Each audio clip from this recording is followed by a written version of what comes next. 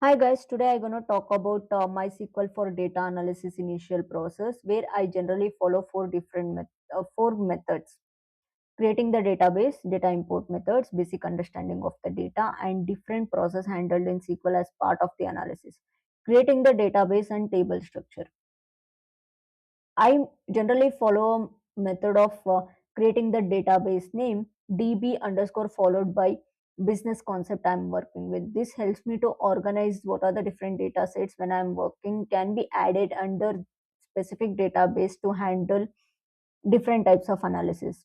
I have already created consumer goods and retail database. I'm executing the query, and after executing this query, I'm supposed to create the table structure which I need to perform analysis.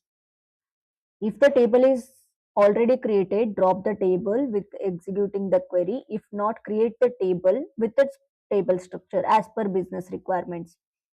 And the next step is data import methods. There are five different types of importing the data sets: using MySQL load data in file command, using MySQL workbench, using MySQL insert with Python libraries like pandas and MySQL connector, using MySQL insert with SQL script, using MySQL import wizard in PHP myadmin.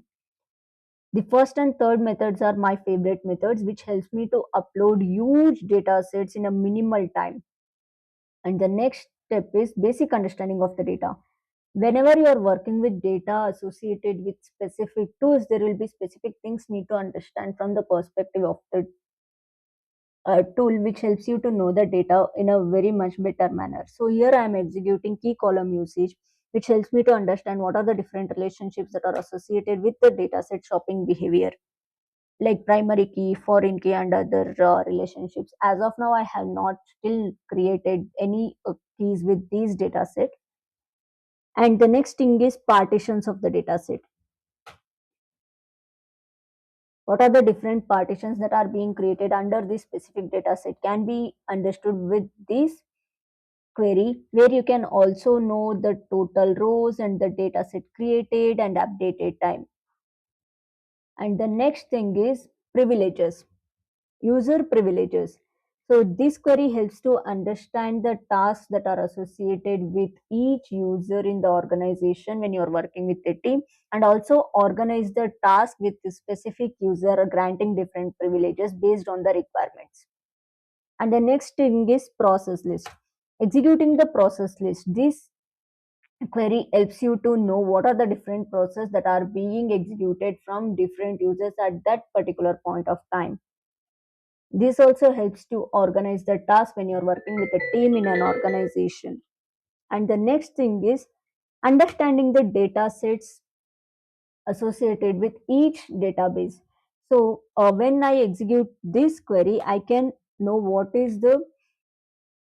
are the different columns that are being created under the data set shopping behavior in the database consumer goods and retail. And it also helps me to understand the data types and the keys associated with and other details. And the last thing is different process handled in SQL as part of the data analysis, where I will be working on data manipulation, feature engineering, creating a data set, performance optimization, and finally exporting and doing analysis of the data sets in the analytical tools like Power BI, Tableau, Excel, Kibana, and other different tools which you are using for analysis. Which these concepts I will be explaining in the upcoming video. I hope this content helped you to get a good idea of how the initial process looks like. If you like the content, please like, comment, and share the content. Thank you.